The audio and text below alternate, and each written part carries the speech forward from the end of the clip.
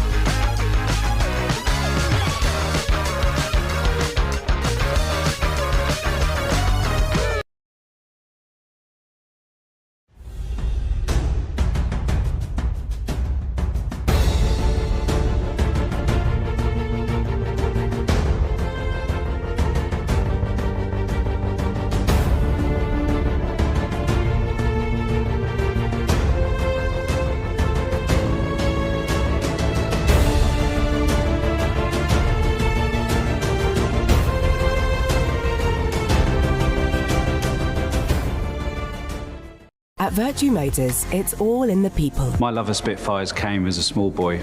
Working on Spitfires is a huge responsibility, and the same applies at work. I'm a Punjabi singer. I've got a passion for singing, and I always loved cars. When I'm photographing the car, I try and picture myself as the customer, so the photos have to look really good. The care, passion, and attention to detail people at Virtue Motors invest in the things they love will help you choose your next perfect car. Because at Virtue Motors, It's all in the detail.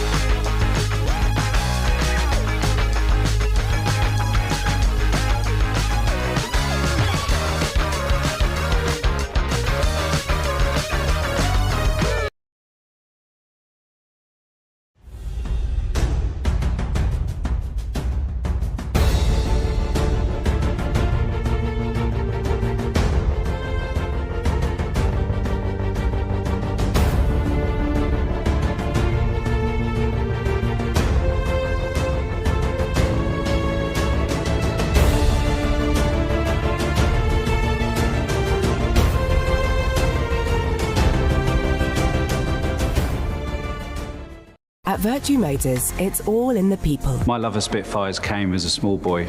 Working on Spitfires is a huge responsibility, and the same applies at work. I'm a Punjabi singer. I've got a passion for singing, and I always loved cars. When I'm Hello everyone, welcome to SAFC Live. We're broadcasting around the world from the sports bar once again, and we have some of the Sunderland faithful behind us as well. The ones that haven't made the trip down to Kenilworth Road have joined us in the sports bar this evening. It's a 7:45 kickoff. You can still buy your matchday streaming passes right now at safc.com. Alongside me as ever is Danny Collins. Danny, it's a busy week for Sunderland. Another game on the road. Certainly is, yeah. A couple of away games, not ideal. You'd rather have one at home in the week, I think. But yeah, got that one at the weekend against Oxford. But it's back to business. Got the job done at Hull at the weekend. Back to it this evening. Tough test lies ahead. Luton had a good result at the weekend against Watford, 3-0. So they'll be full of confidence. And we know it's a tough place down at Kenilworth Road, as we found out in the playoffs a couple of seasons ago. Let's give everyone the team news then. It's the most important part of the evening for Sunderland fans, pre-game. And we've seen a change in there, Danny, if you just take us through it. Yeah, one change for Regis Labrie this evening. It's Patrick Roberts dropping down to the bench. Alan Brown coming in, and I think that will be the change. I think he'll play in there just in one of those 8 roles, wearing the number 8, and Chrissy Rigg shifting out to that right-hand side. His thinking behind it, maybe. Not too sure. A little bit more grit in there, possibly. Yeah, because Roberts is on the bench, so it would suggest he's not injured. Yeah, no, it just change it up. I think whether he's weighed the performance up, not saying that Patrick was terrible at Hull by any stretch, but he's just weighed things up. And I think possibly looking at the midfield battle really in there, Alan gives us a little bit more experience. He wants to keep Chris in there as well. Bit of legs, bit of energy, freshen it up. And obviously you got Patrick to come on later in the game. Yeah, Alan Brown dropped out due to injury, didn't he? And he's found it hard to get back in there. Is this one of those opportunities where he could claim a shirt in a different kind of formation? Well, he'll be open. So, yeah, I think you go back to Portsmouth away. He was excellent. Got himself a goal, didn't he? And then came back out with the team. So, frustrating for him, especially after coming to your new club. You want to get in there, playing regular. It hasn't happened. But his experience, he'll get on with it. I can imagine he's one of those that trains really well. Gets his head down, gets on with it, and waits for his opportunity. Well, that's this evening. OK, then.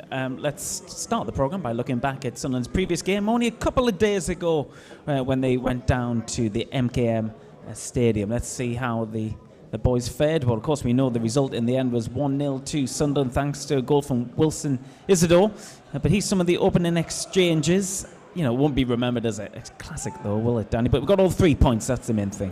No, it won't, certainly won't. You're right, but as you say there, you come away with 3 points and you haven't been at your best. It's not a bad thing, is it? And sitting where we are at this moment in time in the table. But yeah, I think if you look at the first half as a whole, I thought we pretty much dominated possession. Well, stats suggested that we had 62-63% of the ball. Didn't do enough with it. That was our best effort in that first half, really. Getting into these areas time and time again. But whether it was final ball, credit to Hull, they got back in, get bodies behind the ball as well. And made it difficult for us. Hull's best opportunities were coming from counter-attacks, weren't they, from our set pieces. We'll see now, here's one here, prime example. Now we've got blue shirts running back towards our goal. We expected that as well from them, didn't we? Because of how they've set out this season. Hull, the counter-attack, yes, really, and the all-out attack, when they do go, they all go kind of thing. Yeah, I expected more from them. We said that during comms at the weekend. They tried to play their way out from the back. They looked edgy. I thought the keeper looked nervous with the ball at his feet. They struggled, but they were getting into these areas. And you see again, look at us running back from I think it's broke higher up the pitch where we give the ball away.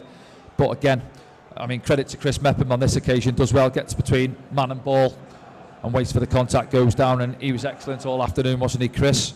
But here's another one. See, there's 3 or 4 of these situations which have happened, but from their point of view, and the manager will have watched this back from Hull's point of view and said, listen boys, we've got to take advantage of these situations. Just at the bottom of your picture you can see Trey there, he's 2v1 really. If that's a little bit more quality on the cross, then we're in trouble. So we got away with 1 or 2, and especially at the start of the second half, which we'll get onto in a moment. But how many times throughout the 90 minutes did we work their goalkeeper? Not as often as we would have liked. But we'll obviously see Wilson's goal in a minute, and that was the difference on the afternoon. Yeah, you were equally as impressed by some of the defending on the day, weren't you? Especially Chris Mepham, and at times he was involved in this controversial moment outside the area. Well, it was. I've seen one or two people saying, he hasn't meant it. I mean, only Chris knows at the end of the day. I've been in that position. Ball's going over him. I would question why his arm is up there. It's obviously outside the box. I thought it should have been a free kick and probably a yellow card. So, listen, he got away with that one, but he deserved it really for his performance over the course of the 90 minutes, I thought. Yeah, Hull did have opportunities as well, and especially this guy and this opportunity in particular. Yeah. You said at the time as well he'd have a quiet game, and then he pulled that one, didn't he, out the back? Yeah, he did. He had a lively 5 minutes. He had that one, and then I think it's this one now into the side netting, tight angle. But yeah, he was lethargic in the first half, and then he come to life. Had a little 10-minute spell there, and then we didn't really see him again after that. But yeah, it was a scrappy game. I think neither side sort of controlled the game as a whole. I thought first half we had more possession, as we said, without doing enough with it. And then Hull on the flip side of that, they had this little 10-minute spell after the break. I mean, that there, you can't really call it an opportunity. Dennis has made a sort of a slide challenge, hasn't he? And it's cannoned off the lad, and Anthony's had to tip one round the post.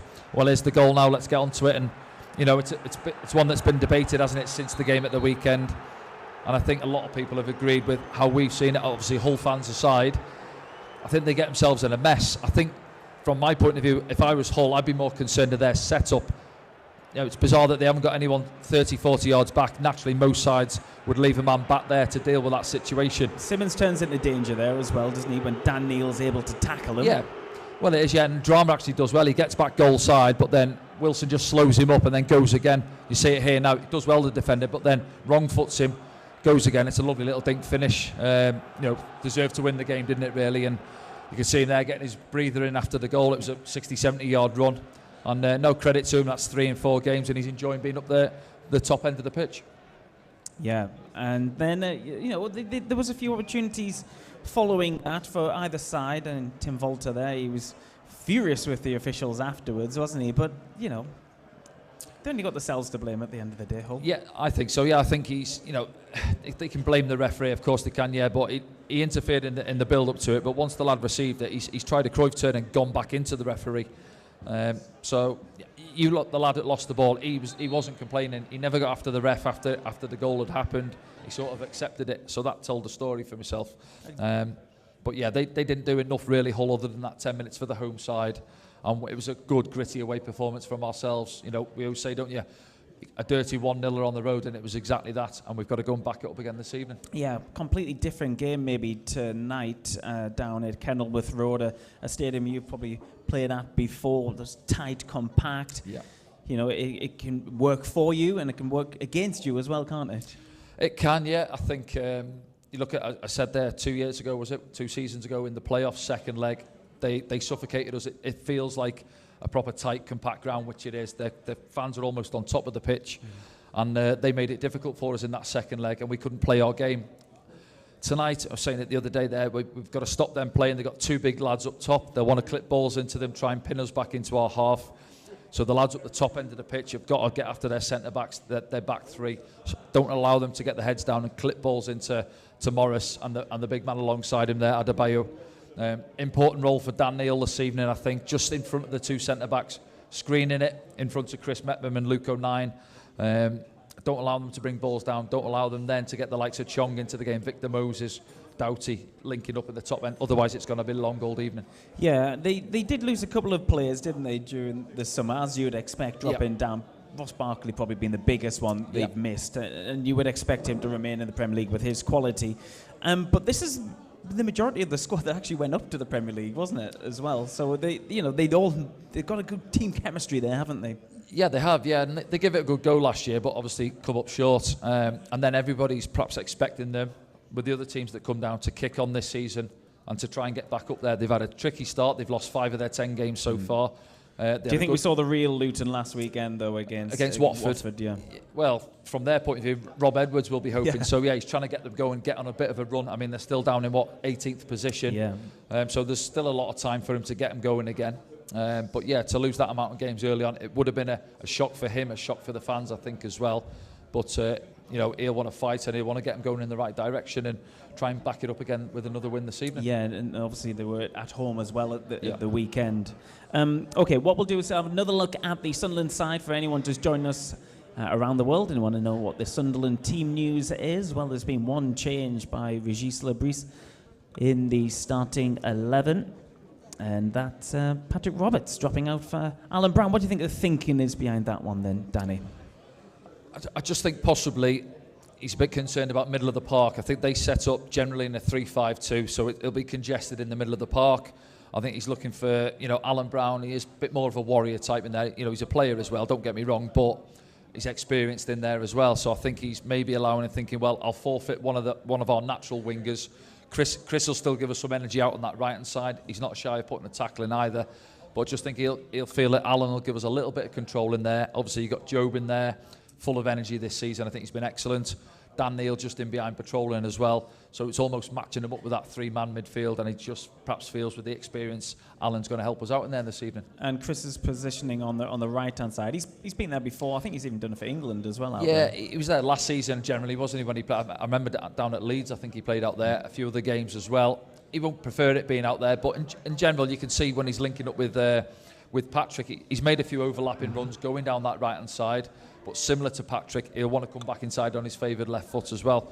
And he generally will drift inside. Now, it's obviously important then, if he is, who's going to give us the width on the right-hand side when we're in possession. Trey Hume's going to be getting up and down there, you'd hope. Yeah. It's an interesting one as well. I think go back to when we played Watford a few weeks ago, and they set up with that 3-5-2. We struggled in the first half especially, and had to adapt in the second half, change the shape a little bit, and we were better in the second half.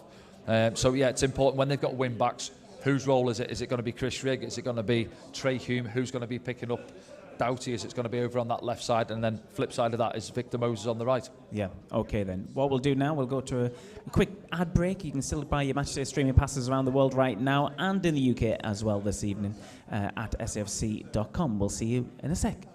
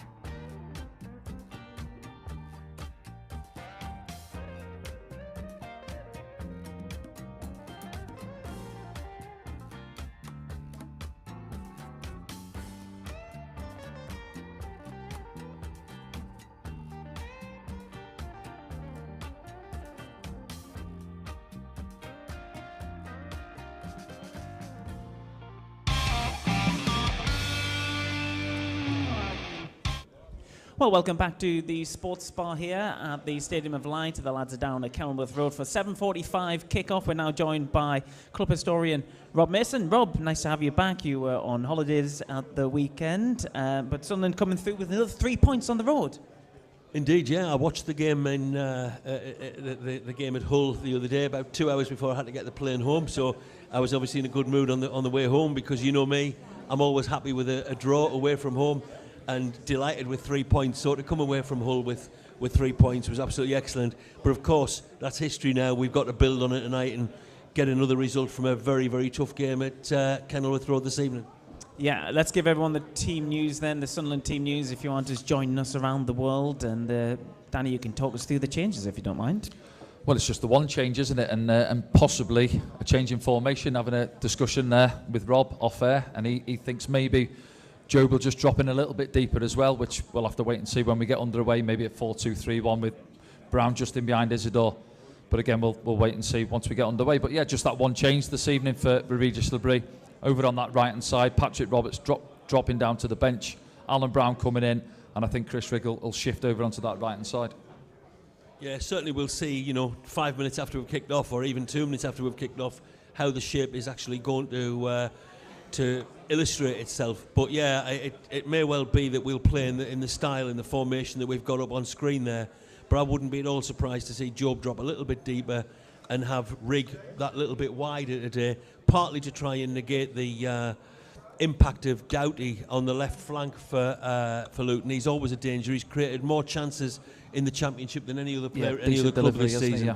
And I'm sure Sunderland, like every other team in the league, will have identified him as a major threat, because he's the big supply line, the main supply line to the big two centre forwards, and we've really got to cut off the supply to them.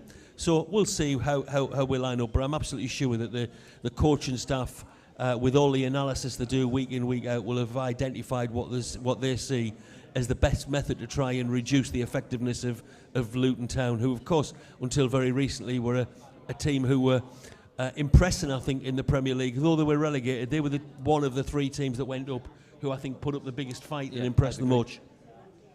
Yeah, shall we have a look at their side for the first time this evening? Then we'll throw it up on screen. They've made a change themselves, haven't they, following on from that victory at the weekend? Probably a forced change, though, Danny, because you wouldn't really want to change that winning side, would you? Yeah, it is. Yeah, I think Rhys Burkett has picked up a knock there, right centre-back, and Hashioka coming in, the number 27 there. Other than that, as you say there, it's one of those, would you change your winning side? Well, certainly not. And then I think you're looking at that team sheet there. They've got good players that can hurt you. We've mentioned delivery from Doughty from the left-hand side. Victor Moses, he's got quality as well. Chelsea and other top-end ties, hasn't he, in the Premier League in his past. Chong in the pocket is a danger. He's a decent little player in there. And then obviously the two big lads up the top end of the pitch, and we've got to stop balls coming into the box. Physicality does concern me a little bit. I think Chris Metman's excellent. He's handled himself well since he come into the side. Alongside him there, Luke, he's not the biggest, although he's got a good leap. He's not, big and physical. So we've got to be on our game this evening, dig in at times and make it tough for them. Yeah, absolutely. I think that from what I've heard, Luton have tried to play a little bit more football this season than they did last time they were in the Championship. They still, of course, will go long a lot of the time. You mentioned Chong there, who'll fit in just behind the two main strikers. Yep. He's a real threat. He's a very energetic player, a very eye-catching player, one that I think Dan Neil is going to be occupied with a lot this evening. But they have got threats from various places. Although everybody knows Luton haven't started the season particularly well, they've scored 7 goals and taken 7 points from their last 3 home games. Obviously, they're coming in on the back of their best result of the season, having beaten Watford, their local rivals, convincingly at home at the weekend. So they're absolutely bouncing. They're looking to get their season built on after having a poor start. They've kick-started it with that win over Watford, and they're really up for it tonight, I'm sure. I think it's going to be a very difficult game for Sunderland. However, I think it's also a very difficult game for Luton, because we're really at it at the moment. And hopefully after tonight, Danny, you will not be somebody who was in the last Sunderland team to win at Luton. I was just going to ask you that, Rob. When's the last time we won there? Yes, of course, the last time we played there, though, was in the playoff semi-final, of course, and Tom Lockyer getting the vital goal. And you know, it was a game maybe too far for that squad at the time. I remember there's lots of injuries, wasn't there? And there was people playing in all sorts of positions. But, of course, they went on to get promoted as well. But you've got good memories from down there, haven't you? It was, yeah. I think, was it 5-0? We won last game of the season to win the league. I think Birmingham drew or lost, didn't they, with Preston? So, yeah, many moons ago, but it was a good day. We didn't get the trophy, though. Why? I think they had it at St Andrews, I think, and obviously we didn't get it down at Kenilworth Road, but it was a good journey back on the coach anyway. Yeah, I'm sure it was. Plenty of Coca-Cola going around, I'm sure. From a historical aspect, this game, obviously you would like to wish Richie Pitt a happy birthday today, 73 legend, of course, but these two sides have met 63 times over the years, Rob. Anything stick out in the memory? Well, you've just mentioned Richie there, who of course played against Luton in the Cup quarter final when we won in '73. But Luton, from a historical point of view, Luton are the only club that we met in both cup runs when we won the cup. The two times we won it in '37 and '73, we knocked out Luton both times. When we first started playing Luton in the league, we had a horrible record. We conceded 21 goals in our first 3 visits in the league to Kenilworth Road in the mid-50s. But over the years, we've obviously had a much, much better record than Luton. I've got one particularly horrible memory of going down there in the 1973-74 season, getting all the way there to discover the game was postponed, and then having to wait 10 hours in Luton because the driver had to have his 10 hours rest. And it was the mid-70s, it was pretty ugly. The Luton fans were, shall we say, not at all welcoming. And I remember going into the pictures with a couple of mates and watching some kung fu film 3 times through. We just slept through it till it was time to get the bus back. So let's say I don't have a soft spot for Luton after that. So good memories there, I'm sure. Yeah, one of those was an 8-2 defeat in 1955. We have beat these 7-1 though in 1960. I mean, that'll be quite good this evening, wouldn't it?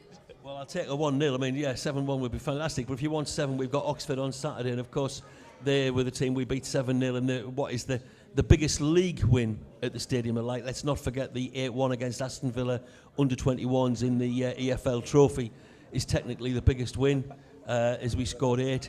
But the 7-0 v Oxford was great. And, Oxford, as I say, that Luton have taken 7 points from the last 3 home games. Oxford were the one team who've gone there and denied them a win in the last 3 home games. We've got Oxford coming up with the weekend. And also, looking at just the way the fixtures work out, you were talking about Luton beating us in the playoffs, and they went on then to play Coventry City in the final, and it's Coventry City Luton have got this particular weekend, so they'll be looking at that thinking, no, we'll beat Sunderland and this time we'll turn over Coventry.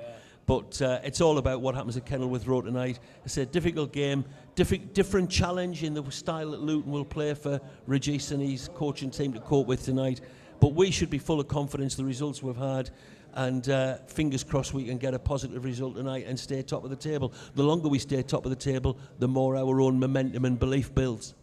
Yeah, absolutely. Just to bring it back to this week, and in particular this week, and something you're connected with as well, it's Founders Week here at the Stadium, like a new incentive and initiative, I think, from the football club. Where we're doing all sorts of things, looking back at the formation, obviously.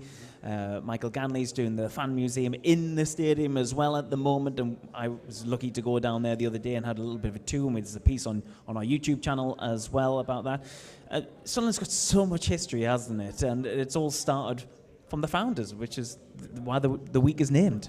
Absolutely, and of course the founder of the club, as I think most people know, was James Allen, a Scottish school teacher. Hence the original name of the football club being Sunderland District Teachers Association Football Club. A great character in the history of Sunderland, although, if you look into it a little bit more, in fact what happened was James Allen ended up falling out big style with the club, so much so that he set up another club in Sunderland called Sunderland Albion, who for a few years, 3 or 4 years, in the late 1880s, early 1890s, were potentially a serious threat to Sunderland. And James Allen actually came back to the Newcastle Road ground with Sunderland Albion and ended up in hospital after he was, had things thrown at him. So really a bad feeling. And when he died, I think it was 1911 he died, there was no representative of Sunderland Football Club at his funeral, though he was living in Sunderland. And it was over a century later that we reconnected with the Allen family. I'd actually written an article about James Allen in the old club magazine Legion of Light, some people might remember. And the following couple of days after the article came out, I got a phone call from James Allen's descendants. And then this was when Niall Quinn was chairman. and we invited them up to the game, made a bit of a fuss of them. I'm delighted to say that I've now converted James Allen's great-great-grandson from a Manchester United supporter into a particularly passionate Sunderland supporter. And so, you know, we are reconnected with the Allen family, and it's great because the Allen family have got a lot of information about their own ancestor, James Allen. And yes, we are celebrating Founders Week this week, and hopefully that'll become an annual thing as we come up to the 150th anniversary of the club. Yeah, absolutely. And there's some great items down at the Fans Museum as well, and you can see some of them down at the Stadium of Light this week as well, as part of a very special exhibition. And one of the pieces which I found particularly interesting, and you've got a connection to this as well, was Ted Doig's League Winners Medal. And you were actually involved, together with Sunderland AFC and Liverpool FC, to get him a headstone. Just tell us a little bit about that story. Well, yeah, not quite Ted Doig. Ted Doig was the goalkeeper. He's the goalkeeper on the painting that people see when they come into the entrance to the Stadium of Light, which is the world's oldest and biggest oil painting of a football match. I'm good friends with Ted Doig's grandson, and it is his grandson, not his great-grandson, though Eric Doig is now into his 90s.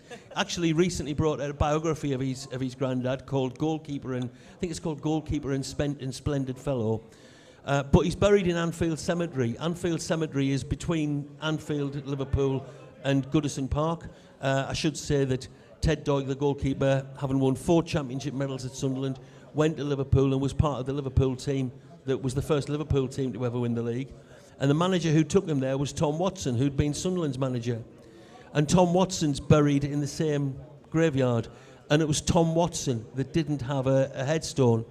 And so about, where are we now? About 10 years ago, I worked together with my counterpart at Liverpool, a historian called Stephen Dunn, got the 2 clubs involved.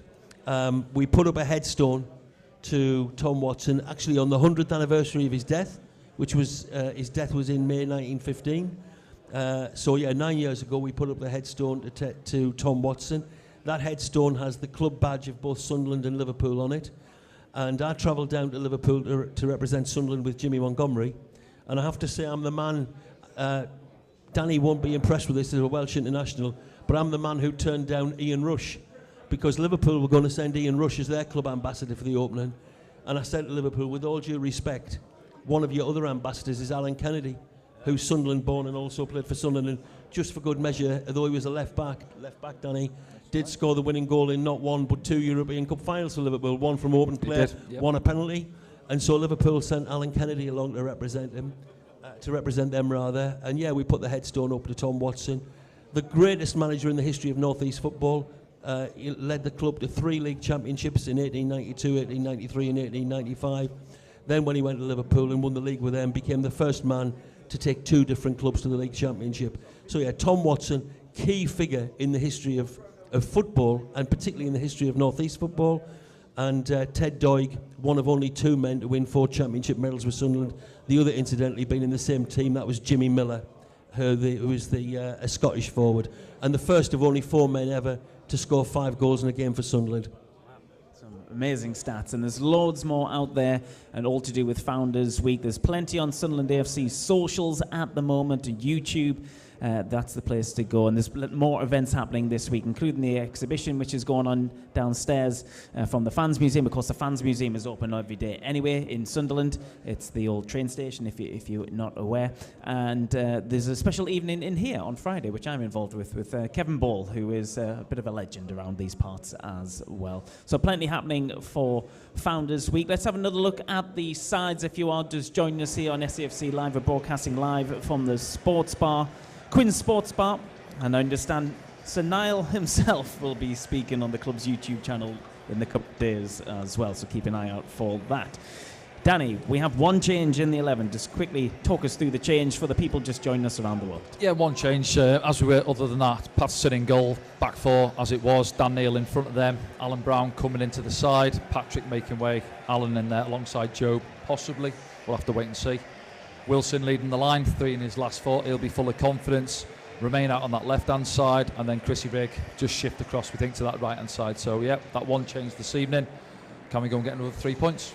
Let's see if we can see some pictures of the lads arriving a little bit earlier down at Kenilworth Road. I think we've got some pictures, and you might notice they're wearing some nice new clobber there. keep your eyes on Sunderland's socials and website this weekend for some new retro pieces from our technical partner Hummel, and Luke is modelling one of those. There might be some reissues of some other popular stuff as well, so keep your eyes open for that. Right, we're going to go to a quick ad break.